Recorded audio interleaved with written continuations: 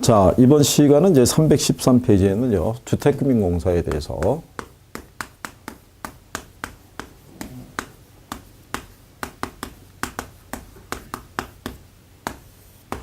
자, 이 주택금융공사가 이제 설립이 된 것은요, 2004년도에 이제 출범을 하게 됐죠. 얘가 이제 출범을 하게 된, 이유가 뭐냐면요.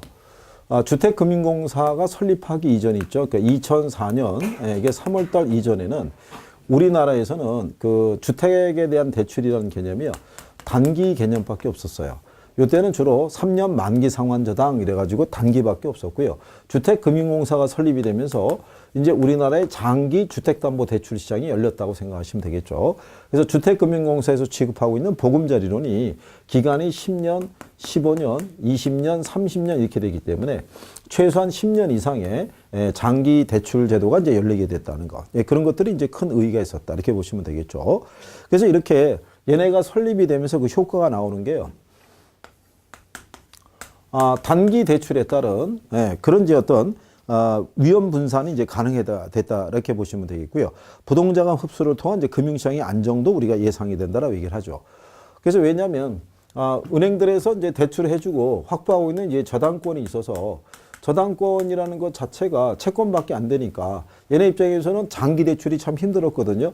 근데 이거를 유동화시키게 되면은 그럼 현금 들어오니까. 은행 입장에서도 자금이 고정화되는 그런 현상도 다 완화시킬 수 있는 그런 특징이 있고요. 그리고 얘가 이제 장기 채권이니까 장기 채권 시장이라는 게 이제 발달하게 되는 그 이제 근거도 됐던 거죠. 그리고 서민이나 중산층 입장에서는 내 집 마련 기회가 좀 확대됐다고 그러는데요. 왜냐하면 장기 대출하게 되면 상환 금액이 그만큼 줄어들겠죠. 물론 이제 그런 부분에 대한 이제 이점은 있는데 아직까지는 이제 금리나 이런 것들이 서민들이 쓰기에는 조금 높은 편이죠. 그래서 앞으로 이제 이런 규모가 좀 확대되려고 그러면 이제 금리적인 부분에서 이제 조금 낮춰주는, 그러니까 정부가 어떻게든 재정 부담을 조금 해줬을 때 서민들까지도 그 여력이 확대되지 않겠나 이렇게 생각하는 거죠. 자, 그러면 이런 이제 주택금융공사 해주는 주요 업무가 있죠. 자, 주요 업무를 보시게 되면 보금자리론하고 적격대출에 대한 공급은 이걸 해주는데 단 무슨 얘기냐면요. 얘네들이 직접 융자는 못 해주는 거예요. 그래서 시중은행을 통해서 위탁 판매하고 있다고 생각하시면 되겠고요. 그리고 주택보증을 공급하고요. 주택연금을 공급하는데 거기서도 한 가지 알아두실 거는 이 주택연금에 대한 것도요. 주택금융공사가 직접 대출은 안 되죠. 그러니까 이 연금에 대해서는 무슨 업무를 하고 있냐면 보증 업무를 수행하고 있다. 이렇게 보시면 되죠. 그러니까 만약에 이 주택을 담보로 해서 주택연금을 받고 싶은 사람은요, 주택금융공사하고 이제 상담을 하고 난 다음에 은행에 가서 대출 신청을 할 때 주택금융공사가 발행하는 보증서가 이제 가야 된다는 얘기죠. 그래서 주택금융공사가 지급보증을 했을 때 주택연금 대출을 받을 수 있다. 이렇게 생각하시면 될 거예요. 그 다음에 이제 얘네가 취급하고 있는 이제 대표적인 상품이 있어요. 이 상품 중에 하나가 거기 모기지론이라고 되어 있죠. 이게 원래는 이제 모기지론인데요. 이게 이제 우리나라에서는 주택금융공사가 이제 명칭을 공모해서 지금 이제 보금자리론으로 이렇게 이제 쓰고 있다. 이런 얘기가 되겠죠. 그래서 이제 그 일반형 기준 하게 되면요. 만기는 10년, 15년, 20년, 30년, 315페이지 상단에 있죠. 자, 그리고 이제 대출금리는 이제 고정금리가 이제 기본이다라고 이렇게 보시면 되겠고요. 상환은 원리금 또는 원금 균등 뭐 이렇게 해서 이제 우리가 적용할 수 있고요. 조기 상환은 할 수 있고 대신에 조기 상환 수수료는 부담을 해야 된다는 거. 그리고 이제 대상 주택은 공부상의 주택 정도만 해당이 되고요. 주택의 담보 가치가 6억 원을 초과할 때는 보금자리론을 대출받을 수 없다는 거. 대출 한도는 최소가 100만 원이고요. 최대가 3억 원으로 현재 구성이 되어 있다는 거. 그리고 이제 이런 애들은 이제 그 정책적인 여건에 따라서 이 최대 대출 금액은 약간 조정이 될 수도 있어요. 그러니까 변화되는 사항이 있으면은 나중에 우리가 또 추후에 공지를 해드리고요. 그런 내용이고요. 그래서 여기 있는 보금자리론이 있고요. 그 다음에 이제 주택금융공사 취급하는 또 상품 중에 하나가 뭐냐면 주택연금이라고 있죠. 그러니까 우리가 앞에서 이 모기지론 있고 얘가 영모기지론 이렇게 해서 이제 성격이 서로 다르다고 보시면 되겠죠. 그러니까 주택연금이라는 것은요. 만 60세 이상인 사람이 있죠. 이거는 소유자나 배우자 있죠. 소유자나 배우자 중에 한 사람만 60세 이상이면 돼요. 이 사람들이 이제 주택을 담보로 해서 노후 생활자금을 대출받는 개념이다. 이렇게 생각하시면 되겠죠. 그래서 가입 여건을 보면 소유자 또는 배우자가 만 60세 이상이면 되더라. 이런 얘기고요. 다만 이제 확정기간 방식이라고 있어요. 그러니까 확정기간이라는 거는 일반형은 사망할 때까지인데 확정기간은 10년, 15년, 20년 이렇게 정해놓고 연금을 받을 수 있죠. 그러니까 기간이 정해져 있으면 그만큼 연금을 받을 수 있는 규모가 좀 많아진다. 뭐 이런 경우로 보시면 되겠고요. 주택은 1주택자고요. 그 다음에 보유주택 합산 가격이 9억 원 이하에 된다라고 생각하시면 되겠고요. 그 다음에 그 대상주택에 대한 것이 9억 원 이하의 주택이고요. 지자체에 신고된 노인복지주택도 가능해요. 그렇죠? 이제 분양형으로 된 것만. 근데 확정기한 방식은 노인복지주택은 제외한다. 이렇게 보시면 되겠고요. 그리고 이제 여기 보면 이제 4번에 그 316페이지죠. 4번에 보면 부부 종신 보장이 가능하죠. 만약에 예를 들어서 A라는 사람이 이름으로 가입했는데 A가 사망을 했죠. 그러면 배우자인 B라는 사람이 있으면 B가 역시 또 사망할 때까지는 계속 그 연금은 받을 수 있다. 이렇게 보시면 될 거예요. 거주 요건은요, 실제로 거주를 하고 있어야 되고요. 다만 그 주택을 전세 또는 월세로 주는 경우는 이게 가입이 불가능하다라고 이렇게 생각하게 하시면 돼요. 자, 그런데 다만 한 명이 거주하고 보증금 없이 일부만을 월세로 주고 있는 경우는 이제 가입은 가능하다 이렇게 보시면 되겠고요.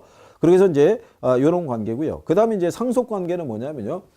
나중에 이제 이 사람 이용하는 사람이 사망하게 되면 주택을 처분해서 우리가 청산을 해야 되는데 혹시 만약에 대출을 더 많이 받아서 주택을 처분해도 상환이 곤란할 때는 주택금융공사가 책임을 져주고요. 그러니까 상속인에게 청구하지는 않는다는 얘기죠. 다만 남는 부분이 있으면 또 돌려준다 이런 얘기고요. 다만 이제 예외사항은요. 한국주택금융공사법의 규정에 하면 조세채권이나 임금채권 같은 경우 있죠. 이런 것들이 회수가 안 됐을 때는 채무자의 다른 재산이 있다 그러면 거기에는 연금에 대한 구상권을 청구할 수 있다. 이렇게 구별하시면 되겠고요. 그리고 주택연금을 지급할 때는요. 변동금리를 적용할 때요. 여기 있는 주택연금이나 모기지론이나 둘 다 조기상환은 가능해요. 근데 얘는 조기상환 수수료를 얘는 부담해야 돼요. 근데 얘는 조기상환 수수료에 대한 부담이 없다라는 거. 예, 그런 정도 여러분들이 정리하시면 될 거예요. 그리고 이제 지급 방식은요. 이용 기간 중에 지급 방식 간의 변경은 가능해요.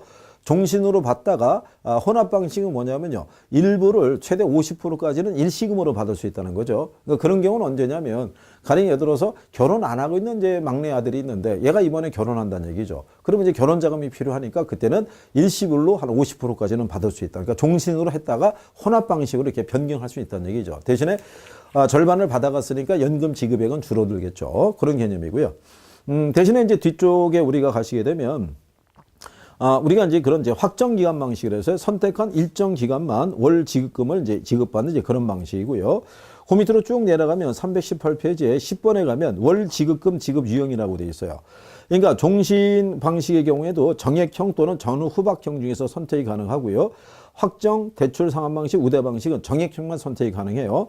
근데 얘네들은 일단 한번 정하게 되면은요, 이용 기간 중에서 지급 유형 간의 변경은 제한적으로만 가능하죠. 예, 그래서 처음에 선택할 때 잘 선택했는 얘기죠. 그러니까 정액형은 월 지급금을 동일하게 가져가는 방식이고요. 전후 후박형이라는 것은 앞에서 많이 받고 뒤에는 적게 가져가는 그런 방식이다. 이런 얘기고요. 정률은 가면서 예를 들어서 연금액의 지급액이 이제 점점 어떻게 돼요? 증가하는 방식이고 정률 감소형은 조금씩 이렇게 줄어드는 그런 방식인데 얘네들 이제 2016년서부터는 신규 가입이 중단이 됐으니까 지금은 크게 신경 안 써도 된다는 거죠. 자, 그래서 그런 정도. 그래서 옆에 319쪽에 가면 모기지론과 영모기지론에 대한 비교가 나와 있죠. 이거 우리가 이제 그림으로도 확인해 드린 건데요. 이게 일반 보금자리론이죠. 이게 이제 일반 모기지론 이렇게 얘기를 하고요. 얘는 이제 일반적으로 주택 가치가 시간이 경과하면서 이렇게 상승한다고 가정할 때 대출 잔액이라는 것이 이렇게 줄어드는 구조죠. 상환이 이루어지니까. 예. 이런 구조로 되는 게 보금자리론이죠. 그러니까 얘는 대출을 일시불로 받아가지고요. 예. 얘는 분할 상환하는 방식이에요. 나눠서. 근데 이제 주택연금이라고 해서요. 이건 영모기준이라고 그러죠.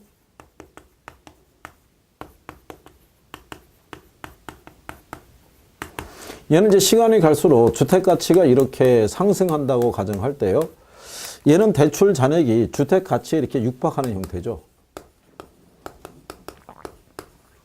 그러니까 얘는 분할로 대출을 받아서요. 나중에 상환은 일시불로 하는 방식이죠.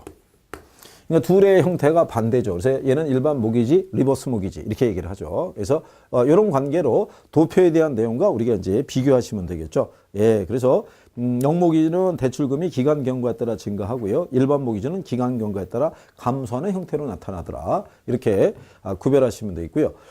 그다음에 이제 319쪽에 보면 농지연금이라고 있어요. 이 농지연금도 우리나라에서 시행하고 있다는 얘기죠. 농지를 담보로 해가지고 역시 연금 형태로 생활비를 지급받는 방식인데, 이거는 이제 농어촌진흥공사에서 관리하고 있는 거고요. 주택연금은 주택금융공사에서 관리하고 있어요. 근데 이제 일반 이제 주택연금을 받을 때는요, 가입 대상이 된 주택에 대해서는 우리가 전세라든가 세를 줄 수는 없는데, 농지 같은 경우는